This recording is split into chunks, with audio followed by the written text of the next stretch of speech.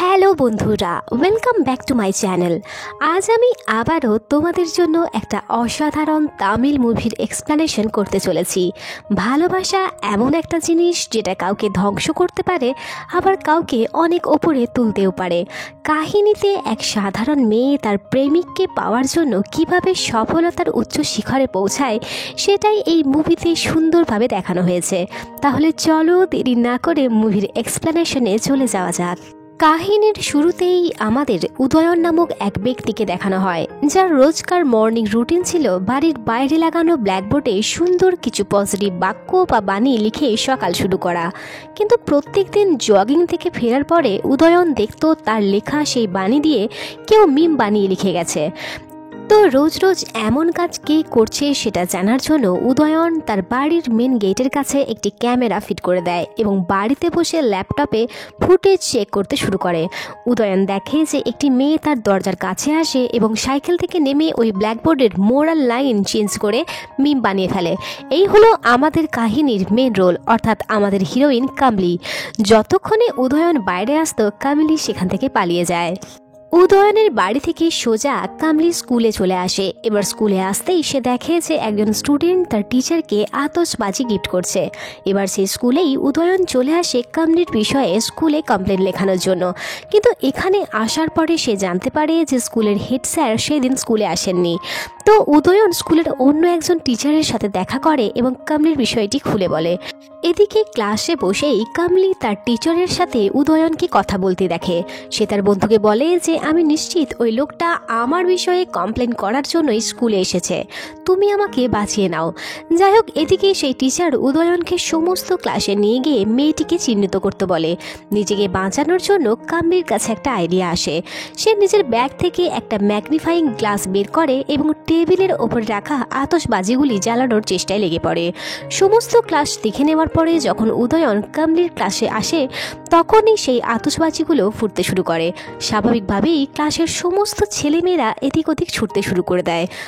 আর সেই সুযোগ কাজে লাগিয়েই কামলি সেই ক্লাস থেকে বাইরে চলে যায়।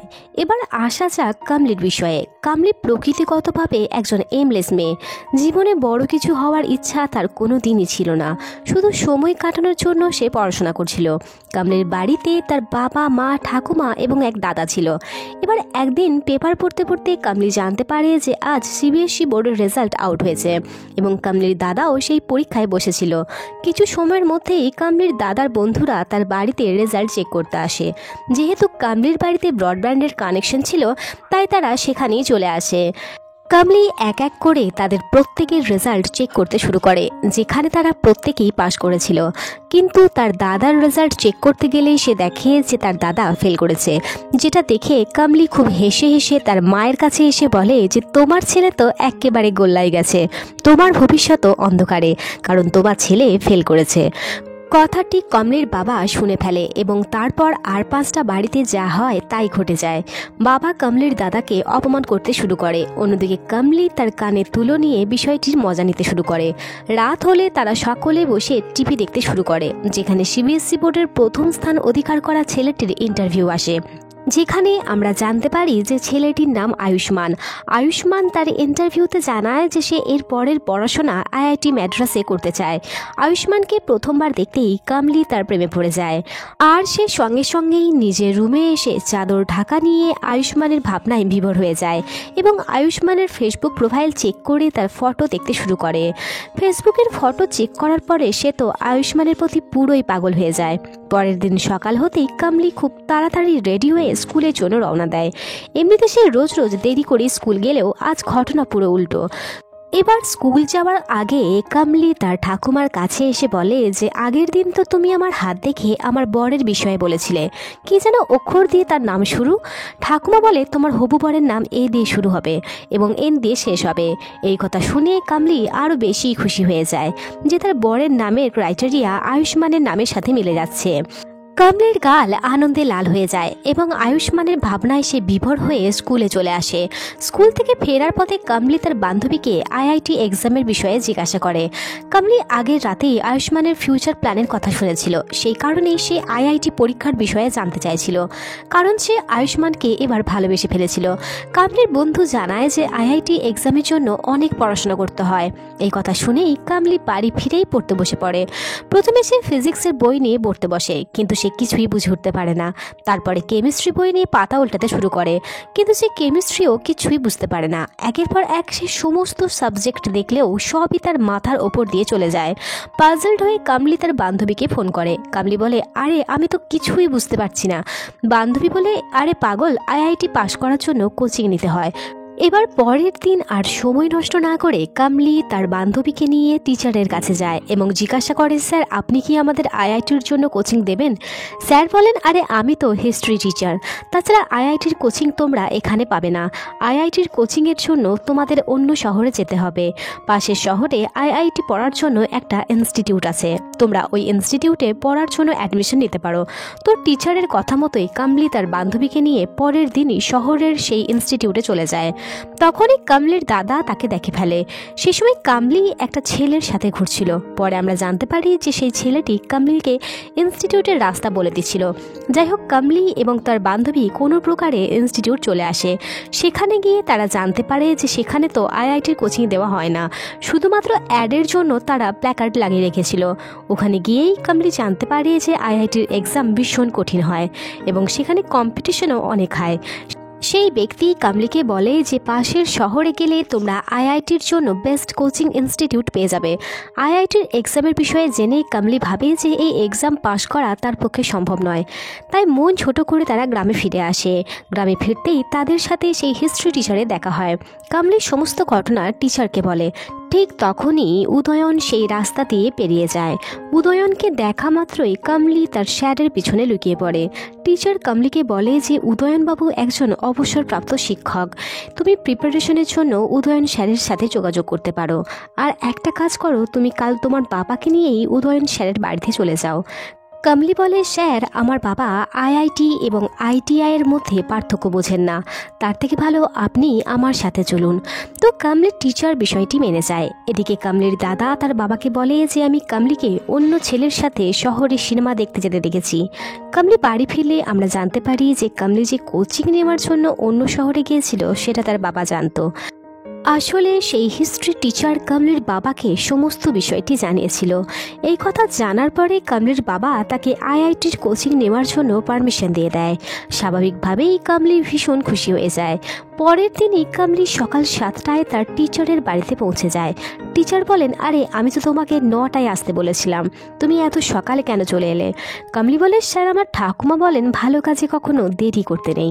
যাই হোক, কামলি তার টিচারকে নিয়ে উদয়নের বাড়িতে গেলে সেখানে সে উদয়ন স্যারের অ্যাচিভমেন্টের অনেক ফটো দেখে। তার মধ্যেই একটা ফটোতে উদয়নবাবু এপিজে আব্দুল কালামের কাছ থেকে পুরস্কার নিচ্ছিলেন। কিছু সময় পর প্রফেসর উদয়ন সেখানে আসেন। কামলি তার পুরো গেট আপ চেঞ্জ করে এলেও উদয়নবাবু তাকে চিনতে পেরে যায় আর তার টিচারকে বলে যে এই সেই মেয়ে যে আমার সব সকালগুলো নষ্ট করেছে। আমার লেখা মোরাল এই মেয়েই মিমে পরিণত করত। যে মেয়ে ডিসিপ্লিন মানে না, আমি তাকে আইআইটির কোচিং কোনোভাবেই দেব না। এই বলেই উদয়নবাবু তাদের বাড়ি পাঠিয়ে দেয়। কামলি হেরে যাওয়ার মেয়ে তো ছিল না, সে তার পুরো গ্রামবাসীকে বিষয়টি বলে যে যেন তারা উদয়নবাবুকে কোনোভাবে মানিয়ে নেয়। ঘটনা ঘটেও যায়। উদয়নবাবু যেখানেই যায় সেখানেই কোনো না কোনো গ্রামবাসী এসে তাকে কামলিকে পড়ানোর জন্য অনুরোধ করতে শুরু করে। তো এত লোকের আবদারে উদয়নবাবু শেষ অবধি কামলিকে পড়ানোর জন্য রাজি হয়ে যায়। উদয়নবাবুর বাড়িতে যাওয়ার পরে তিনি কামলিকে আইআইটির বিষয়গুলি ভালো করে বুঝিয়ে দেয় এবং তিনি এটাও বলেন যে আইআইটি ভীষণ কঠিন পরীক্ষা। 2 বা 3 দিন পড়াশোনা করে যদি কেউ মনে করে যে আইআইটি ক্লিয়ার করবে তাহলে সে ভুল ধারণার মধ্যে বাঁচছে। এই কথা বলতে বলতে প্রফেসর উদয়নের হাত থেকে দাবার ঘুঁটি নিচে পড়ে যায়। কামলি সেই ঘুঁটি তুলে তাদের প্লেসমেন্ট মনে রেখে সেই ঘুঁটি সাজিয়ে দেয়। বিষয়টি উদয়নবাবুকে ইমপ্রেস করে আর সে কামলিকে বলে যে তুমি আমার সাথে দাবা খেলতে পারবে। তারা দুজনেই দাবা খেলতে শুরু করে এবং কমলি সেই গেমে উদয়নকে হারিয়ে ফেলে। তখনই উদয়ন ঠিক করে যে সে কমলিকে কোচিং দেবে। প্রত্যেক সকাল 7টায় উদয়ন কমলিকে আইআইটির জন্য পড়াতো। এইভাবেই একদিন আরুদয় ওরফে উদয়ন কমলিকে বলে যে বলো তোমার হাতে রাখা কাপে কি আছে। কমলি উত্তর দেয় যে তার কাপে চা আছে। প্রফেসর বলে ঠিক, এই চা যাতে পড়ে না যায় তার জন্য যেমন কাপ লাগে তেমনই আইআইটি এক্সামের জন্যও কাপের প্রয়োজন, অর্থাৎ কনসেন্ট্রেশন, আন্ডারস্ট্যান্ড এবং প্র্যাকটিস। উদয়নের সেই কথা কমলি খুব ভেতর থেকে গ্রহণ করে এবং সেই কাপ তার বাড়িতে নিয়ে চলে যায়। কমলি দিনরাত এক করে পড়াশোনায় লেগে পড়ে এবং অবশেষে কমলির পরীক্ষার দিন চলে আসে। সে তার বাবাকে সঙ্গে নিয়ে পন্ডিচেরিতে চলে আসে এবং তার পরীক্ষা সম্পন্ন করে। পরীক্ষা শেষে কমলি যখন বাড়িতে ফিরতে থাকে আরুদয় ওরফে উদয়ন কমলিকে ফোন করে এবং এক্সামের বিষয়ে জানতে চায়। এক্সামের আসার সমস্ত কোয়েশ্চেন উদয়নকে বলতে শুরু করে কমলি। কমলি এটাও জানায় যে সে নিশ্চিত সে এই পরীক্ষায় পাশ করে যাবে। কিছুদিন পরে কমলির রেজাল্ট আউট হয় আর সে হাই র্যাঙ্কে পাস করে। স্বাভাবিকভাবেই উদয়ন খুব গর্বিত হয় কমলিকে নিয়ে এবং কিছুদিনের মধ্যেই কমলি মাদ্রাসের পড়ার জন্য সিটও পেয়ে যায়। রাস্তায় যেতে যেতে কমলি আয়ুষ্মানের প্রোফাইল ওপেন করে, অর্থাৎ আয়ুষ্মানের কাছে পৌঁছানোর স্বপ্ন সে ধীরে ধীরে পূরণ করে ফেলেছিল। যাওয়ার পথে কমলি দেখে যে আরুদয়ের বাড়ির গেটের সামনে আইআইটি কোচিং পড়ানোর প্ল্যাকার্ড লাগানো রয়েছে, অর্থাৎ প্রফেসর উদয় এবার ফ্রিতে স্টুডেন্টদের আইআইটির কোচিং দেবেন বলে মনস্থির করেছেন। যাই হোক, কমলি তার বাবাকে নিয়ে হোস্টেলে চলে আসে, যেখানে তার এক রুমমেটের সাথে পরিচয় হয় যার নাম ছিল নেত্রা। প্রকৃতিগতভাবে নেত্রা ছিল ভীষণ অহংকারী এবং পয়সা দিয়ে সেই কলেজের সিট অর্জন করেছিল। বাবা কমলিকে সেই হোস্টেলের সমস্ত জিনিসপত্র গুছিয়ে দিয়ে বাড়ি চলে যায়। রাতে খাবার খাওয়ার সময় হলে কমলি তার রুমমেটের সঙ্গে নিজে থেকেই কথা বলতে শুরু করে। কমলি তাকে নিজের বিষয়ে জানায় যে সে বিনা কোচিং ইনস্টিটিউট জয়েন করে শুধুমাত্র উদয়নবাবুর কাছে পড়েই এই র্যাঙ্ক অর্জন করেছে। কমলির র্যাঙ্ক শুনে মিত্রা পুরোপুরি অবাক হয়ে যায়। কমলি জানায় যে সে একটা ছেলেকে ভালোবেসে তার জন্যই এত দূরে এসেছে। পরের দিন যখন কমলি বাসে করে কলেজ যাওয়ার উদ্দেশ্যে রওনা দেয়, হঠাৎই তার নজর তার প্রতীক্ষিত ভালোবাসা আয়ুষ্মানের ওপরে গিয়ে পড়ে। আর আয়ুষ্মানকে দেখা মাত্রই সে তার সিট থেকে উঠে আয়ুষ্মানকে মন ভরে দেখতে শুরু করে, যে কারণে তার কলেজ যেতে দেরি হয়ে যায়। প্রথম দিনের ক্লাসেই কমলি তার স্যারের কাছে অপমানিত হয়। ক্লাস শেষ হতেই কমলি কম্পিউটার রুমের দিকে উঁকি মারতে শুরু করে আর সেই ল্যাবে আয়ুষ্মানকে খুঁজতে শুরু করে এবং হঠাৎই আয়ুষ্মান তার পিছনে এসে তাকে জিজ্ঞাসা করে যে আমি কি আপনাকে কোনোভাবে সাহায্য করতে পারি। আয়ুষ্মানকে নিজের চোখের সামনে এত কাছ থেকে দেখে কমলি অবাক হয়ে যায়। তার মুখ থেকে একটাও কথা বের হয় না। যাই হোক, দিন কাটতে শুরু করে আর প্রত্যেক দিনই কমলি আয়ুষ্মানকে ফলো করতে শুরু করে। এবার আয়ুষ্মান যেখানেই যেত কমলিও তার পিছনে পিছনে চলে যেত। সেই সঙ্গে সে তার রূপচর্চা করতেও শুরু করে। কমলির এমন কার্যকলাপ দেখে মিত্রা এবং তার বান্ধবীরা হাসাহাসি করতে শুরু করে। এইভাবেই দিন কাটতে শুরু করে। এবার কিছুদিন পরই কলেজের ফার্স্ট এক্সামের রেজাল্ট আউট হয়, যেখানে কমলি সমস্ত সাবজেক্টে ফেল করে যায়। স্বাভাবিকভাবেই টিচার কমলিকে বলে যে তুমি এত র্যাঙ্ক করে এই কলেজে ভর্তি হয়েছো, কিন্তু শেষ অবধি সব সাবজেক্টে ফেল করলে, তুমি আসলে কিসের জন্য এখানে এসেছো। প্রফেসরের কথা শুনে ক্লাসের সমস্ত ছেলেমেয়েরা বলে কমলি তার রাজকুমারকে পাওয়ার জন্য এই কলেজ এসেছে। কমলি বুঝতে পেরে যায় যে মিত্রা তার গোপন কথা কলেজে ফাঁস করেছে। এবার রাত হতে কমলি তার রুমে না গিয়ে ক্যান্টিনে বসে পড়ে, যেখানে আয়ুষ্মান এবং তার বন্ধুরাও গল্প করতে থাকে। আয়ুষ্মানের বন্ধুরা কমলিকে দেখা মাত্রই তাকে নিয়ে আলোচনা করতে শুরু করে দেয়। তারা বলে যে এই মেয়েটি পড়াশোনার জন্য নয়, বরং তার প্রেমিকের জন্য এই কলেজে এসেছে। তারা হাসাহাসি করে এবং আরও বলে যে কমলি একমাত্র স্টুডেন্ট যে সমস্ত বিষয়ে ফেল করেছে। এই সমস্ত কথাগুলো শুনে কমলি ভীষণভাবে কান্নায় ভেঙে পড়ে এবং সেখান থেকে উঠে যায়। পরের দিন হোস্টেল থেকে সমস্ত জামা কাপড় গুছিয়ে নিয়ে এসে বাড়ি চলে আসে। কমলির বাড়ি চলে আসার বিষয়টি উদয়নকে কমলির বান্ধবী জানায়। বান্ধবী বলে স্যার, কমলি কিছুটা বিধ্বস্ত হয়েই নিজের গ্রামে ফিরে এসেছে আর সে কারোর সাথে কোনো কথা বলছে না। এই কথা শোনার পরে আরু উদয় কমলির বাড়ি গিয়ে কিছুটা জোর করেই তাকে নিয়ে জগিংয়ে যায়। জগিং শেষে কমলি আরু উদয়ের বাড়িতে আসে আর সেই জায়গায় গিয়ে বসে যেখানে সে আইআইটির জন্য প্রিপারেশন স্টার্ট করেছিল। সে দেখে যে সেখানে অনেক চেয়ার রয়েছে। কমলি বুঝে যায় যে তার মতোই অনেকেই এখন আইআইটির জন্য উদয় স্যারের কাছে পড়াশোনা শুরু করেছে। কামলির নজর সেই দেওয়ালের দিকে যায় যেখানে একসময় এপিজে আব্দুল কালামের সাথে তার প্রফেসর আরুদয়ের ফটো ছিল। এখন সেখানে তার ফটো রয়েছে, যেটা দেখে কামলির চোখে জল জ্বলে আসে। ঠিক তখনই অনেক স্টুডেন্ট আরুদয়ের কাছে কোচিং নিতে আসে, আর তারা কামলিকে বলে যে উদয়ন স্যার সবসময় তোমার উপমা দিয়ে আমাদের পড়ান। কামলি বুঝতে পারে যে এই মানুষগুলোর কাছে তার গুরুত্ব কতটা।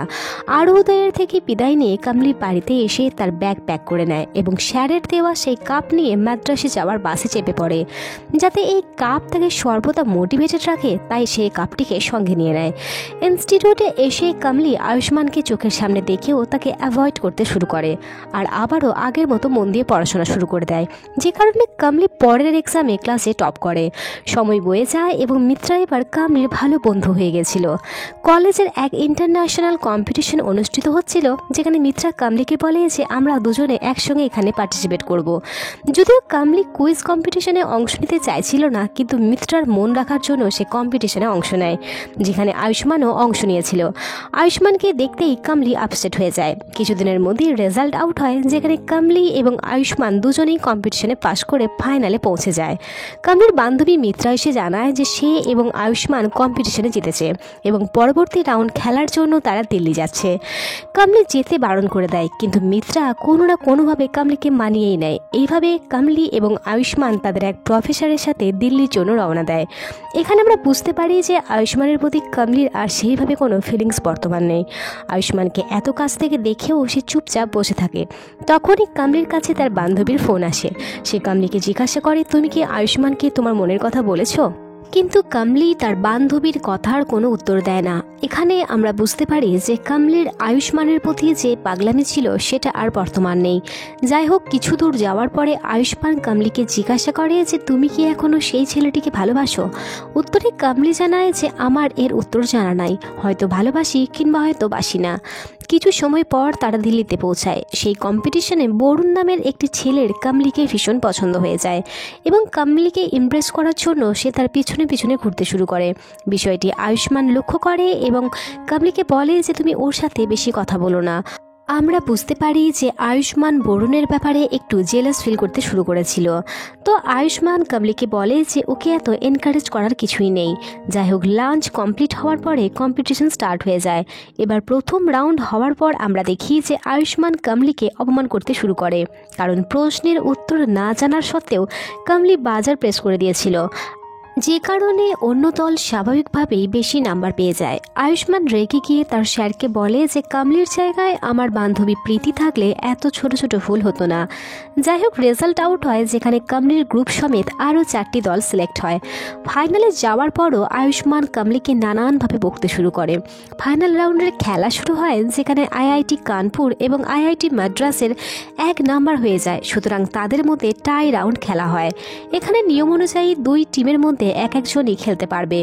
আয়ুষ্মান কামলিকে পছন্দ করে, অন্যদিকে আইআইটি কানপুর বরুণকে। আয়ুষ্মানের পদক্ষেপে কামলি পুরোপুরি অবাক হয়ে যায়।